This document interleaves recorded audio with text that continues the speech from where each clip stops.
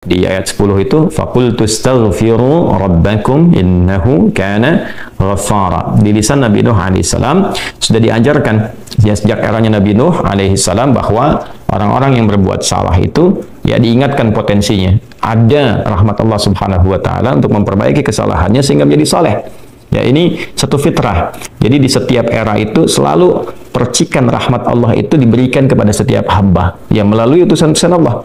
Di era-eranya ada rasul ya, ada nabi, kemudian rasul nabi berhenti ya dengan hadirnya Nabi Muhammad SAW dan wafatnya beliau, selesai era kenabian, selesai era kerasulan. Maka semua petunjuk-petunjuk yang telah sempurna itu diteruskan oleh sahabat beliau dari kalangan ulama. Nanti kalangan ulama ini mengajarkan kepada ulama di generasi selanjutnya, di tabi'in, tabi'ut tabi'un, sampai kemudian kepada kita. Nah, ini pakemnya sudah ada. Jadi dalam diri kita ini boleh jadi setiap manusia itu kan tidak ada yang suci ya, kecuali para nabi dan rasul yang memiliki sifat maksum, dijaga dari kesalahan. Boleh jadi saya, Anda, kita berbuat satu kesalahan, tapi rahmat Allah menjadikan kita itu mendapatkan fitrah untuk memperbaiki itu. Nah, ini yang nggak dimiliki oleh setan. Setan itu salah ya salah, kan? Salah ya salah. Jadi ketika dia berusaha untuk mendapatkan rahmat Allah pun dengan taubat itu selalu terhambat dengan kesombongannya, istakbar itu. Ya, satu kali ditawari untuk bisa mendapatkan ampunan pun, ya lalu diberikan satu syarat untuk hormat kepada jasadnya Adam pun, kan? Itu tetap kemudian dia abai. Sekali lagi saya ingatkan untuk menekankan bahwa kita ini tercipta sebagai manusia, bukan setan. Ya, sepanjang kita menyadari kita manusia dan berbuat salah, maka aktifkan sinyal taubat itu.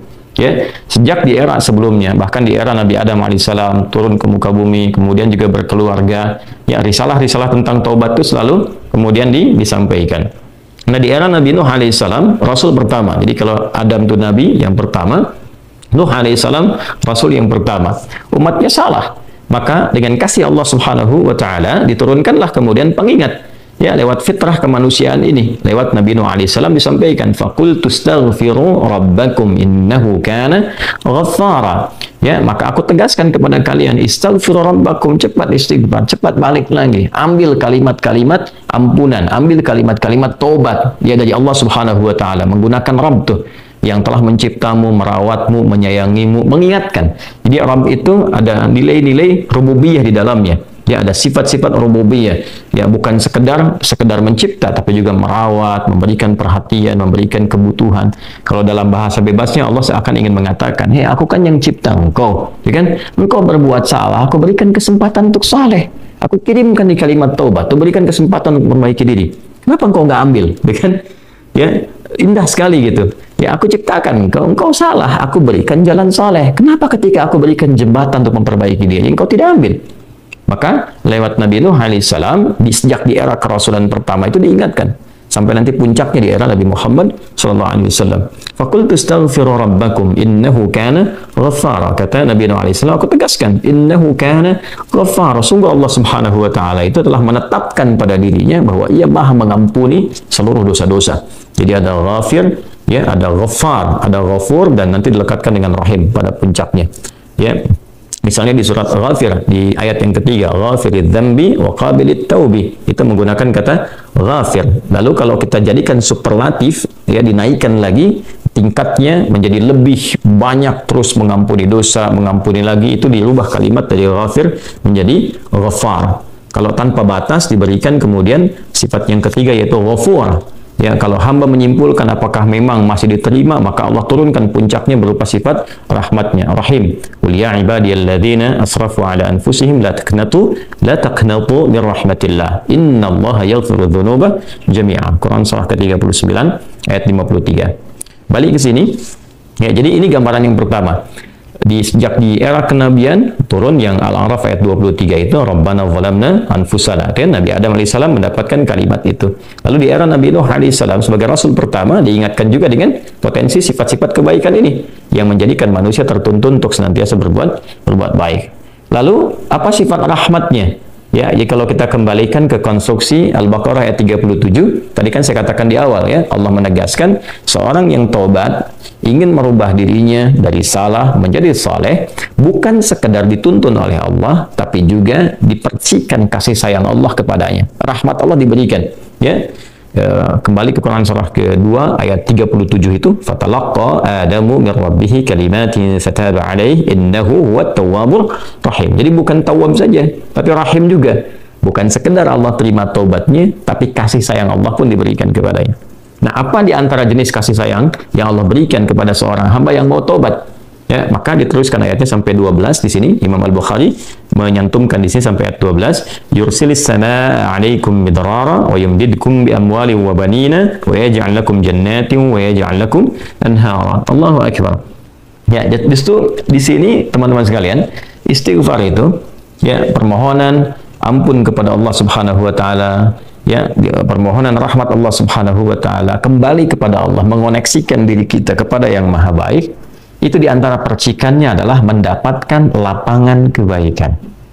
Yursilis samaa 'alaikum bidrara. Ya, walaupun Anda mendapatkan kesulitan dalam berkehidupan, bahkan yang sifatnya luas ya secara sosial. Kalaupun tanahnya gersang, ya, kalaupun kemarau berkepanjangan, itu ternyata dengan satu daerah itu, satu desa itu, satu wilayah itu mengoneksikan diri mereka kepada Allah, beristighfar. Ini faedahnya istighfar. Dengan beristighfar kepada Allah, taubat dari maksiat, ternyata bisa mendatangkan rahmat bukan hanya untuk pribadinya, untuk satu wilayah.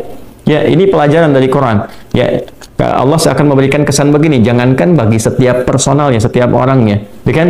Ada masalah sekampung pun, contohnya kekeringan misalnya, contohnya kemarau, lalu sekampung itu, ya, atau ada orang-orang soleh di situ yang membiasakan taubat kepada Allah, istighfar kepada Allah, mengoneksikan dirinya kepada Allah, ya kan? Itu luar biasa, percikan rahmat Allah. Ya, apa diantaranya? Yursilis sama ya 'alaikum bidrara. Allah memerintahkan kepada langit itu untuk menurunkan hujan, ya, dengan curah yang memberikan maslahat. Kemudian wa yumdidkum bi amwalin wa banina. Ya, lantas kemudian melapangkan kepada engkau urusan hartamu. Ya, bahkan memberkahi engkau dengan keturunan-keturunan yang baik. Jadi Masya Allah, ya, orang tua yang rajin istighfar, suami yang rajin istighfar, itu ternyata bukan sekedar menjadikan ia mendapatkan penerimaan taubat. Dia berhenti dari perbuatan maksiat, usaha-usaha yang tidak baik, dagang yang tidak benar, dengan perbuatan curang, ya, perbuatan menipu, perbuatan-perbuatan yang tidak elok, korupsi, jauhi potensi itu. Disogok dia hindari, diajak korupsi dia jauhi dan sebagainya. Lalu konsisten pada kebaikan dan dia isi dengan istighfar. Astaghfirullahaladzim, astaghfirullahaladzim. Rabbana zalamna anfusana wa illam taghfir lana wa tarhamna lanakunanna minal khasirin. Dia konsisten pada kebaikan itu, wa yumdidkum bi amwal. Allah akan lapangkan dia pada harta-harta yang lebih berkah. Allahu akbar. Ya, jadi diberikan kelapangan dulu pada dirinya, kemudian diberkahi hartanya. Jadi berapapun yang dia dapatkan, Allah berikan berkah padanya, sehingga dia merasakan kebahagiaan dengan harta itu. Karena ada orang yang terasa seperti kelihatan banyak, tapi tidak menikmatinya. Ya, baik itu boros, baik itu merasa kayaknya banyak tapi nggak kepake. Ya, barang-barang habis beli ini lagi, tapi memuaskan nafsunya saja.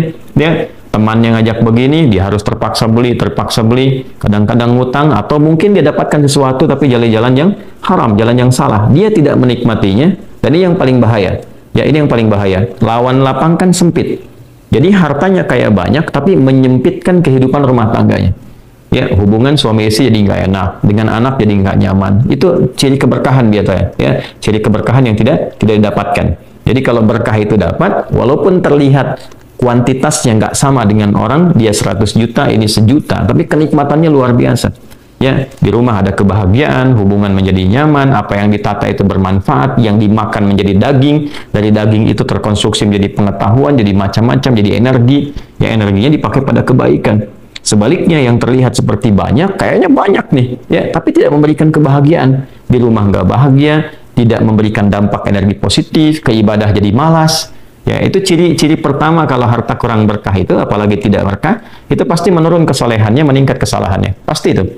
Ya, jadi mulai menurun nih, sholat mulai menurun, baca Quran mulai menurun. Nah, kesalahan mulai meningkat, makan mulai salah, minum mulai salah. Yang tadinya minum yang baik-baik, sekarang minum yang tidak baik dan sebagainya. Nanti kalau sudah begini, pasti hubungan di rumah tangganya pun nggak akan jadi baik gitu. Ya, dan itu akan terbawa dalam kesempitan. Nah, cara untuk mengatasi itu, ini balik ke Quran surah Nuh tadi, di ayat 10 sampai dengan ayat 12. Kalau kita menyadari kemudian itu salah, lantas ingin memperbaiki diri, kembali kepada Allah, perbaiki diri kita, ya, lalu mengingat Allah, menyesali apa yang telah dilakukan, berjanji untuk berbuat baik, itu tidak tanggung apa yang Allah jawab. Ya, Kalaupun ada satu kelapangan yang tidak berkah tadi, diganti oleh Allah, dihilangkan yang kurang baiknya, dilapangkan dengan yang baik-baiknya. Lalu setelah itu dijaga keluarganya. Jadi memberikan kesan bahwa ada hubungan yang korelasi secara langsung antara harta dengan keluarga, dengan anak keturunan. Jadi hati-hati, saya ingatkan kepada para ayah, pada saya pribadi dan kita semua, jangan sampai membawa yang haram ke rumah. Sekali lagi, jangan sampai membawa yang haram ke rumah. Jadi kalau istri sudah memasak itu di dapur, menjadi makanan, dikonsumsi oleh anak-anak jadi daging, ya, dikonsumsi jadi daging nih, itu jadi karakter. Ya, itu sudah fitrah, sudah umum begitu. Jadi kalau dia baik, akan membentuk kebaikan. Kalau nggak baik, akan merubah ya, pada keburukan. Kontrolnya susah di situ. Ya, sangat sulit sekali. Nah, caranya tadi kembali kepada Allah, tinggalkan yang kurang baik tadi, nanti Allah rubah. Ya, cara dia mendapatkan harta itu, walaupun awalnya terlihat nggak nyaman, karena kan merubah diri, mengeluarkan yang kotor dulu. Ya, kalau terlalu banyak kotoran, mandi kan ya agak cukup pekat tuh mandinya, bersihkan lagi, terasa nggak seperti biasa. Tapi setelah dibersihkan semua jadi enak kan? Nah, itulah agama begitu, dibersihkan yang kotor itu kayaknya awalnya nggak enak, tapi kemudian hati jadi lapang. Yang diberikan kelapangan hati dulu. Ya, begitu hatinya lapang, baru nanti Allah buka jalan. Ya, setelah hatinya lapang, bagus, dan dinilai baik ini punya kemampuan untuk bertindak dan mengelola apa yang didapatkan, dilapangkanlah rezekinya, karena dia sudah dinilai pandai untuk mengelolanya. Setelah itu diperbaiki keturunannya. Ya. Wa banina wa yaj'al lakum jannatin wa yaj'al lakum anhara. Bahkan setelah itu dibikin kaya lebih dari sebelumnya. Ya, asetnya ditambah lagi, diberikan kenikmatan hidup, ya, sampai dijaga hingga kembali kepada Allah Subhanahu wa ta'ala. Itu faidah istighfar. Jadi kalau kita biasakan bertekad, berniat memperbaiki diri dari yang salah menjadi baik, itu Allah sudah berikan motivasi. Aku bukan hanya terima taubatmu, tapi aku rubah keadaan hidupmu lebih istimewa, lebih mahal nilainya dibandingkan dengan keadaan sebelumnya yang terlihat seperti fata morgana. Kemudian dikuatkan dengan Quran surah ketiga Ali Imran ayat 135, ya. Di sini disampaikan Allah Subhanahu wa taala berfirman, a'udzubillahi minasyaitonir rajim. Bismillahirrahmanirrahim. Walladzina idza fa'alu fahishatan aw zalamu anfusahum ini dzakarullaha fastaghfaru lidzunubihim wa may yaghfiru dzunuba illa Allah wa lam yusirru ala ma fa'alu wa hum ya'lamun. Di highlight di sini di firman Allah Subhanahu wa taala, dzakarullaha fastaghfaru lidzunubihim. Ya, yaitu orang-orang yang mendapatkan rahmat Allah Subhanahu wa taala itu. Jadi ini korelasinya dengan ayat 133. Jadi ayat 133 itu Allah Subhanahu wa taala berjanji bagi orang-orang yang menyegerakan istighfar. Jadi ingat dosa hari ini nih. Sekarang misalnya malam nih, kita ingat ada dosa yang dikerjakan. Lantas ketika ingat itu istighfar. Istighfar, minta ampun sama Allah, gitu kan? Itu menyegerakan sesuatu tanpa jeda disebut dengan sara'a. Ya, sara'a. Jadi ada sa'a, ada sara'a. Kalau sa'a itu menyegerakan sesuatu dengan persiapan. Ya, makanya besok nih ada Jumatan menggunakan sa'a. Fas'au bukan fasari'u. Ya, ya ayyuhalladzina amanu idza nudiya lis-salati min yaumil jumu'ati fas'au bukan fasari'u. Fas'au itu Quran surah Al-Jumu'ah. Ya, Al-Jumu'ah di ayat yang keberapa? Ayat 9, kan? Allah menyampaikan fas'au ila dzikrillah. Bersegera, tapi siap-siap dulu. Mandi dulu, pakai wangian dulu dan seterusnya. Tapi kalau dia bersegera cepat, nyaris tanpa jeda, itu menggunakan sarah. Sehingga guru-guru mengatakan di surah cepat, nggak usah banyak jedanya, ya kan? Nah, di Ali Imran ayat 133 Allah berfirman, wasari'u ila maghfiratin mir rabbikum. Kalau engkau merasa ada salah, bergegas, jangan tunda-tunda. Ya, ingat malam ini, jangan tunda besok. Gimana kalau kemudian tengah malam meninggal? Ya, segera istighfari. Nah, orang yang menyegerakan istighfar saat ingat kesalahan, apa yang didapatkan? Wa jannatin arduhas samawati wal ardu uiddat lil muttaqin. Maka orang ini akan diberi harapan oleh Allah, ya, diperkenankan untuk memohon, bahkan ketika pulang disiapkan surga untuknya seluas langit dan bumi. Dan itu bagian dari sifat takwa. Jadi takwa itu bukan sekedar amar ma'ruf. Saat Anda ingat sholat, Anda ingat puasa, ingat baca Quran. Tapi takwa juga ada bagiannya nahi mungkar. Saat Anda ingat salah, lalu Anda taubat. Ya, saat Anda ingat salah, Anda pengen jadi soleh. Saat Anda ingat maksiat, Anda ingin taubat. Itu bagian dari takwa. Nah, bagaimana kemudian cara mengimplementasikan itu semua? Nah, ini poinnya. Ya, walladzina idza fa'alu fahishatan aw zalamu anfusahum dzakarullaha fastaghfaru lidzunubihim. Itu orang-orang. Ini menggunakan, sering diterjemahkan dengan orang-orang yang, kan? Walladzina, alladzina disebutkan 1080 kali dalam Al-Quran setidaknya. Yang mencakup semua tanpa batas. Laki-laki, perempuan, besar, kecil, tua, muda, punya jabatan, tak punya jabatan, semua tanpa kecuali. Artinya, semua orang dengan keadaannya, berpotensi berbuat salah. Ya, kecuali tadi Nabi dan Rasul yang punya sifat maksum. Ya Allah jaga dari kesalahan. Kita yang bukan Nabi, bukan Rasul, itu berpotensi salah. Apapun profesinya, apapun jabatannya, apapun tugasnya, berpotensi salah. Ya, pun demikian termasuk saya. Pasti salah, pasti. Nggak ada yang nggak salah. Jadi kalau ada yang mencari kesalahan, misalnya saya pribadi, pasti menemukan. Pasti. Dan percuma mencari kesalahan manusia. Karena pasti ditemukan. Ya. Dan ini catat yang paling penting. Hindari mencari-cari kesalahan itu karena kita tidak tahu bahwa mungkin ketika seorang divonis salah itu dia sudah mengistighfari, sudah mentaubatinya. Ini poin besarnya. Hati-hati gitu ya, hati-hati. Karena itu Nabi selalu menganjurkan mencari kebaikan orang, menyebutkan, meneladaninya, alih-alih mencari kesalahan seseorang. Ya, kenapa? Karena pasti ditemukan. Tapi yang tidak pasti itu, kita nggak bisa memastikan orang itu sudah taubat atau belum. Yang paling bahaya adalah mencela orang, mencari kesalahan orang, mencaci orang yang sudah dia taubat dan taubatnya diterima orang, diterima Allah Subhanahu wa taala. Hati-hati ya, mencari kesalahan orang, mencela orang, ya kan? Yang dia sudah mentaubati kesalahannya dan taubatnya diterima oleh Allah Subhanahu wa taala. Allahu akbar. Itu azim, itu hati-hati ya. Ya, sesuatu yang besar sekali dosanya di sisi Allah Subhanahu wa taala. Nah, ini kembali ke sini ketika seseorang dia sadar berbuat salah, dia salah. Alladzina, semua orang potensi salah. Ya, idza fa'alu fahisyah. Ketika dia berbuat fahisyah. Ya, fahisyah itu pernah saya sampaikan ya, turunannya nanti fahsya namanya. Jadi sifat kesalahan yang muncul dari syahwat. Ya, mohon maaf, zina, pornografi, porno aksi, kata-kata jorok, kata-kata kotor dengan semua bentuknya.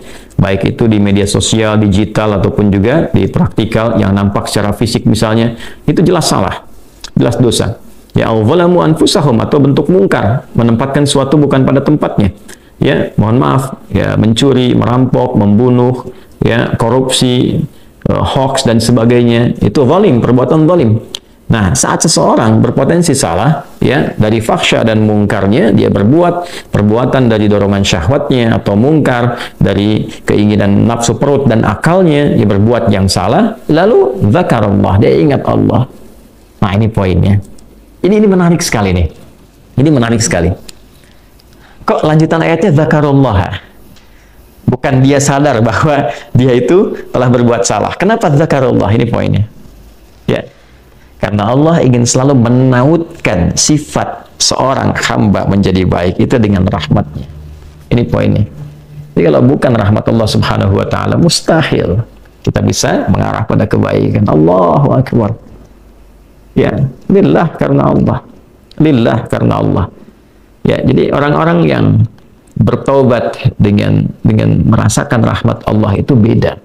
Dengan sekedar dia pengen memperbaiki lain rasanya, lain. Ya, jadi kalimat zakarullah itu mahal sekali. Jadi ingin memberikan dampak kesadaran kepada kita bahwa hey, Allah tuh nggak ninggalkan kamu. Ya, Allah tahu kamu salah, tapi sepanjang nyawa kamu belum sampai ke kerongkongan, kamu diberi potensi untuk tobat. Ayo tobat. Kan sering saya ungkapkan, Firaun saja, Firaunnya dikirimkan 2 nabi, Musa dan Harun. Ya, sebagai keadilan Allah, kasih Allah dan adilnya untuk memberikan hidayah. Ya, sampai titik puncak kan nyawanya di kerongkongan. Cuman sayang kan dia sendiri yang memilih untuk tidak mengambil hidayah itu, sampai nyawanya di kerongkongan, sampai tenggelam itu. Nah, itu sudah disampaikan informasinya, kisahnya, jejak sejarahnya sampai sekarang diabadikan supaya seluruh anak cucu Adam itu sadar jangan berbuat yang seperti itu. Ya, sekali lagi hanya setan yang tidak kenal taubat. Zakarullah, dia ingat Allah. Nah, sekarang tinggal kita mempelajari ketika ingat Allah itu apa yang harus dihadirkan. Tapi poinnya, Allah tawarkan kita bukan hanya sekedar jadi baik, rahmat dibuka, kasih sayang dibuka, kelapangan hati dibuka. Ya. Ya, makanya saya barangkali juga ingin menekankan materi-materi semacam ini, yaitu penting untuk disampaikan ya kepada saudara-saudari kita barangkali yang sekarang dengan kasih sayang Allah itu ya diisolasi di satu tempat seperti lapas misalnya, lembaga permasyarakatan. Boleh jadi itu kasih Allah untuk diperbaiki sehingga dia konsisten bisa berbuat baik saja di dalam, ya, terjaga dari perbuatan-perbuatan di luar, dikontrol supaya bisa kembali pada jalan yang baik. Dia bisa di dalam, bisa memperbaiki diri, istighfarnya enak, bisa ngaji, kadang ketemu ke masjid dan sebagainya. Kalau ini dimanfaatkan dengan baik, Allahu Akbar, Allah kasih kelapangan. Ya, walaupun mungkin tinggal di tempat yang sempit, terasa kemudian dibatasi dengan sel-sel, tapi hatinya lapang, itu luas, megah, dan jadi nikmat. Ya, orang butuh waktu untuk menghafal, butuh suasana. Anda punya tempat yang cukup ideal untuk menghafal Quran, memperbaiki diri, dan fikihnya ada kan? Dan Dan sangat jelas sekali kenapa di antara kisahnya Nabi Yusuf alaihissalam ya diizinkan oleh Allah untuk masuk ke dalam ruang itu untuk memberikan sebuah pencerahan sehingga menemukan modelnya. Ini model orang salah yang mau jadi saleh. Bahkan setelah itu dia keluar dan diangkat jadi pembantunya raja, kan pada masa itu asisten rumah tangganya raja. Baik gitu, dari sosok yang salah ya kemudian dia tobat mengambil petunjuk dari Nabi Yusuf alaihissalam, dia berubah jadi orang hebat setelah itu. Ya, jadi asisten rumah tangganya raja. Itu luar biasa gitu. Ya, tapi yang memilih kemudian untuk jalan-jalan keburukan tetap bertahan di dalamnya selesai gitu. Ya, ini tawaran sesuatu yang indah. Ya, bahkan ada juga yang terakhir ini yang paling luar biasa. Orang yang sudah mendapatkan ancaman hukuman ya sampai kemudian juga mengakhiri kehidupannya, tapi dia mau bertobat. Ya, maka dia bisa mengakhiri kehidupannya itu dengan apa yang telah ditetapkan misalnya. Kan kita nggak tahu garis takdir itu bagaimana. Ya. Wallahu alam, tiba kemudian manusia memberikan hukuman tapi Allah dengan kehendaknya merubah itu semua, bisa berubah ya. Tapi kemudian kalau itu bersamaan dengan takdir yang telah Allah tetapkan, dia menjadi baik. Jadi di Islam itu selalu ada solusi dan pedomannya mengantarkan pada kebahagiaan. Itu poin tertinggi.